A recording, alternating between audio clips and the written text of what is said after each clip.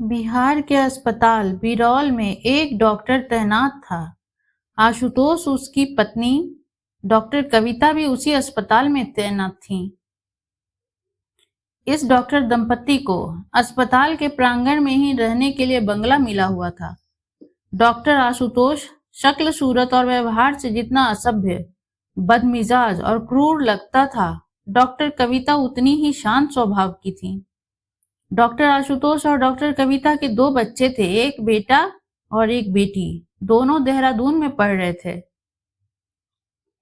Doctor Ashutosh असभ्य और बदमिजाज ही नहीं बल्कि दिल फेंक भी थे।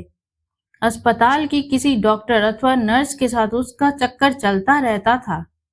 कई बार तो उसकी प्रेम कहानियों की चर्चा अस्पताल के बाहर कॉलोनी तक पहुंच जाती थी। यही वजह थी कि डॉक्टर कविता को पति की इन गलत हरकतों की वजह से कॉलोनी के लोगों की चुभती नजरों का सामना करना पड़ता था।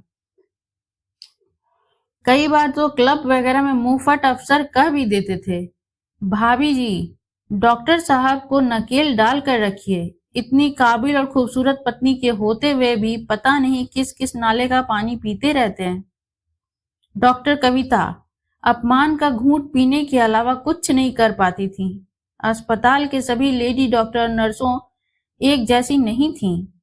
कई बार डॉक्टर आशुतोष को किसी लेडी डॉक्टर या नर्स के हाथों अपमानित भी होना पड़ता था। कड़वे मीठे अनुभवों के बीच जैसे तैसे जिंदगी गुजर रही थी। तभी डॉक्टर कविता के जीवन में तूफान बनकर आई प्रिया। प्रिया डॉक्टर आशुतोष की दूर रिश्ते की चाची की बेटी थी और उसकी नियुक्ति बतौर नर्स दरभंगा अस्पताल में हुई थी। पूर्व में प्रिया डॉक्टर आशुतोष से शादी के सपने देखा करती थी। दोनों के रिश्ते की बात भी चली थी, लेकिन आशुतोष ने प्रिया का रिश्ता ठुकराकर डॉक्टर कविता से प्रेम विवाह कर लिया था। बिरौल अस्पताल से प्रतिदिन 4-5 मरीजों को एम्बुलेंस से 50 किलोमीटर दूर दरभंगा अस्पताल भेजा जाता था। इसकी वजह यह थी कि बिरौल अस्पताल में पर्याप्त सुविधाएं नहीं थीं। गंभीर मरीजों को दरभंगा अस्पताल भेजना पड़ता था। प्रिया दरभंगा अस्पताल के हॉस्टल में रहती थी। शनिवार को वह अस्पताल के एम्बुलेंस से बिरौल आ जाती थी और सोमवार सुबह एम्बुलेंस से ही दरभंगा लौट जाती थी। बिरौल में वह डॉक्टर आशुतोष के बंगले पर ही ठहरती थी।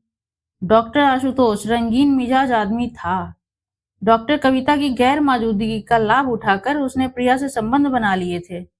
जब डॉक्टर कविता घर में होती थी तो आशुतोष और प्रिया इसका जमकर लाभ उठाते थे। डॉक्टर कविता को अपने घर में प्रिया की मौजूदगी अच्छी नहीं लगती थी। इसी वजह से यह कि उनके पति की फितरत अच्छी तरह मालूम थी, लेकिन वह चाहकर भी इसलिए कुछ नहीं कर पाती थी क्योंकि प्रिया उनके ससुराल पक्ष से थी। जिस दिन प्रिया बिरौल आई थी उस दिन डॉक्टर आशुतोष नाइट ड्यूटी पर रहता था। काम सिखाने का बहाना करके वह प्रिया को भी साथ रखता था। जब प्रिया और आशुतोष की कहानियां सार्वजनिक होने लगीं तो डॉक्टर कविता प्रिया से के बिरौल आने पर आपत्ति करने लगी, लेकिन आशुतोष पर प्रिया के मादक और मांसल शरीर का नशा छाया हुआ था। प्रिया को लेकर डॉक्टर आशुतोष और डॉक्टर कविता के बीच अक्सर झगड़े और हाथापाई होती थी, जिसकी आवाजें बंगले के बाहर तक सुनाई देती थीं। सर्वेंट क्वार्टर में रहने वाले नौकर चाकर भी बंगले की कहानी खूब चटकारे लेकर सुनाते थे। यह अलग बात है कि उन सब की सहानुभूति डॉक्टर कविता के साथ रहती थी। जैसे तैसे दिन गुजर रहे थे। एक दिन खबर आई कि डॉक्टर कविता का ट्रांसफर मुजफ्फरपुर में हो गया है। चूंकि कॉलोनी छोटी सी थी, इसलिए इस बात को फैलने में देर नहीं लगी। महीने भर के अंदर ही डॉक्टर कविता मुजफ्फरपुर चली गई। जब उसे कोई रोकने टोकने वाला नहीं मिला, प्रिया का आना जाना पूर्ववत चलता रहा। प्रिया का ट्रांसफर बिरौल अस्पताल में हो जाए, इसके लिए आशुतोष जुगाड़ बैठा रहा था। इसलिए जब प्रिया ज्यादा दिन बिरौल में रहा करती थी, कविता के चले जाने के बाद आशुतोष और प्रिया ने निर्लज्जता की सारी सीमाओं को पार कर दिया था। अस्पताल का हॉस्टल छोड़कर वह बिरौल में रहने लगी थी। ड्यूटी के लिए अब वह बिरौल से ही अस्पताल की एम्बुलेंस से आना जाना करने लगती थी। डॉक्टर कविता के जाने प्रिया और आशुतोष के साथ साथ रहने की बातें धीरे धीरे पुरानी पड़ने लगी थी। आशुतोष और प्रिया जल्दी ही रांची जाकर शादी करेंगे। इसके लिए आशुतोष ने डॉक्टर कविता को तलाक का नोटिस भेजा है। जैसी बातें लोगों को अक्सर सुनने को मिलती थीं, लेकिन कॉलोनी वालों को यह सब सुनने जानने में अब कोई दिलचस्पी नहीं थी। इस बीच अफवाह फैली कि अब डॉक्टर आशुतोष का नजर डॉक्टर कविता की जगह पर आई डॉक्टर मधु पर है। उसे रिझाने के लिए वह उसी के आगे पीछे घूम रहा है। आशुतोष डॉक्टर मधु का उपासक बन गया। यह जानकारी मिलते ही प्रिया किसी घायल नागिन की तरह फुफकार उठी। आए दिन दोनों के चीखने चिल्लाने की आवाजें अस्पताल परिसर में गूंजने लगीं। ऐसी बातों को फैलने में सर्वेंट क्वार्टर में रहने वाले ही हवा देते थे। बिरौल अस्पताल में प्रिया की नियुक्ति होना निश्चित हो गया था कि अचानक प्रिया रांची चली गई। उसे रांची के किसी अस्पताल में अच्छी नौकरी लग गई थी। यह बात आशुतोष ने लोगों को खुद बताई थी। प्रिया के जाने के ठीक 15 दिन बाद उसके पिता और उसके भाई उसे समझा बुझाकर रांची ले जाने के लिए बिरौल आए, लेकिन प्रिया वहां नहीं थी। जब आशुतोष ने उन्हें बताया कि प्रिया 15 दिन पहले ही वहां चली गई है, तो उन्हें आश्चर्य हुआ। प्रिया रांची पहुंची ही नहीं थी। वहां उसे कोई नौकरी मिलने वगैरह की कोई बात भी उसके सामने नहीं आई थी। उसने रांची आने की खबर भी नहीं दी थी। सोचने वाली बात यह थी कि प्रिया रांची नहीं गई तो कहाँ गई।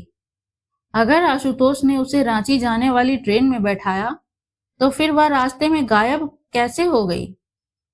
जैसे कितने से ही सवाल मुंह बाए खड़े थे। आशुतोष की झूठी सच्ची बातों से उसे शक के घेरे में डाल दिया था। फिर एक ही जवाब था, पिछले 15 दिन से उसे किसी ने नहीं देखा। हर ओर निराश होकर वो दोनों अस्पताल दरभंगा भी गए, पर प्रिया का कुछ पता नहीं लग सका। वो लोग दुखी और निराश होकर लौट गए, लेकिन 2 हफ्ते बाद ही रांची पुलिस प्रिया के लापता होने के संदर्भ में पूछताछ करने के लिए बिरौल आ पहुंची।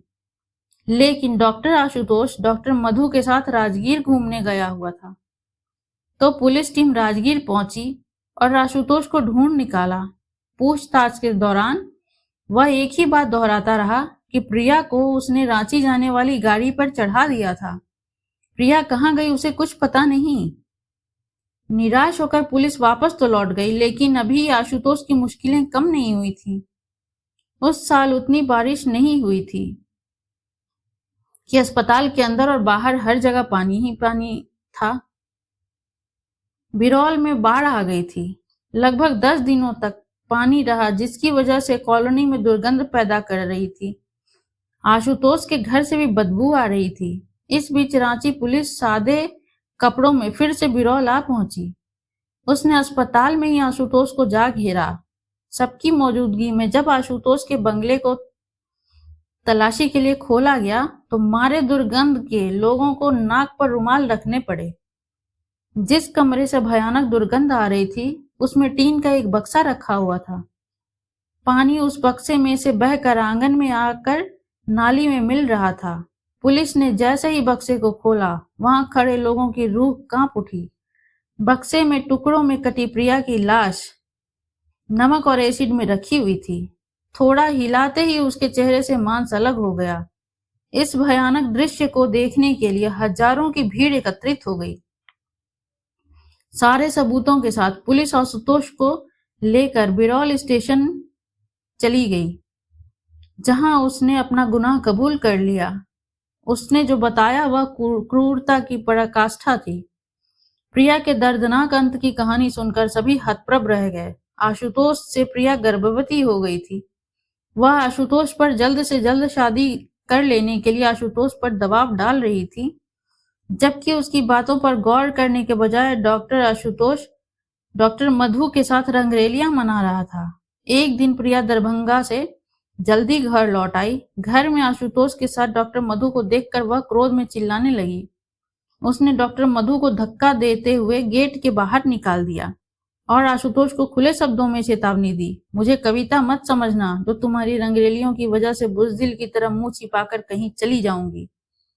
रांची में माँ को बुलाकर पूरे बिरौल के लोगों के सामने तुम्हारी उस अय्याशी के परिणाम के बारे में बताऊंगी जो मेरे पेट में पल रहा है। वैसे तुम्हारी रंगीन मिजाजी की बात सभी जानते हैं। उस चुड़ैल डॉक्टरनी का तो मैं गला दबाकर खून पी जाऊंगी। तुमने जल्द से जल्द शादी नहीं की तो मैं पुलिस के पास जाकर तुम्हारी करतूत के बारे में बताऊंगी। उस वक्त की चीखें बाहर तक सुनाई पड़ रही थीं। प्रिया की धमकियों से आशुतोष को बहुत गुस्सा आया।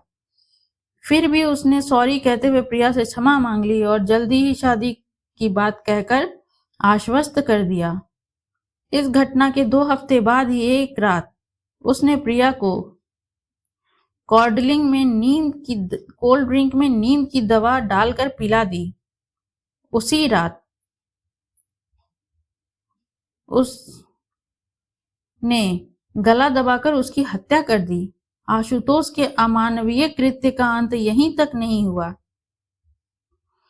उसने ऑपरेशन थिएटर से तेज धार वाले औजार लाकर प्रिया की लाश के टुकड़े किए और एक बड़े बक्से में रखकर नमक और एसिड डाल दिया। इस काम में डॉक्टर मधु ने उसका साथ दिया। पुलिस ने प्रिया के पिता और भाई को बिरौल बुलवाया और पूरी घटना से अवगत कराते हुए उन्हें प्रिया की लाश के टुकड़े सौंप दिए। रोते बिलखते हुए पिता और भाई ने प्रिया की अंत्येष्टि बिरौल में ही कर दी। प्रिया के रिश्तों में बेवफाई की कीमत अपनी जान देकर चुकानी पड़ी थी। सच ही कहते हैं, औरत ही औरत की दुश्मन होती है। कविता एवं उसके बच्चों का अधिकार छीनने की कीमत प्रिया को अपनी जान देकर चुकानी पड़ी थी। जहां मर्द की याशी ढकी छिपी रह जाती है, वहीं औरत की कोख उसके गुनाह के सारे पर्दे उठा देती है। यही सबसे बड़ा अंतर है स्त्री और पुरुष के दुष्कर्म करने में।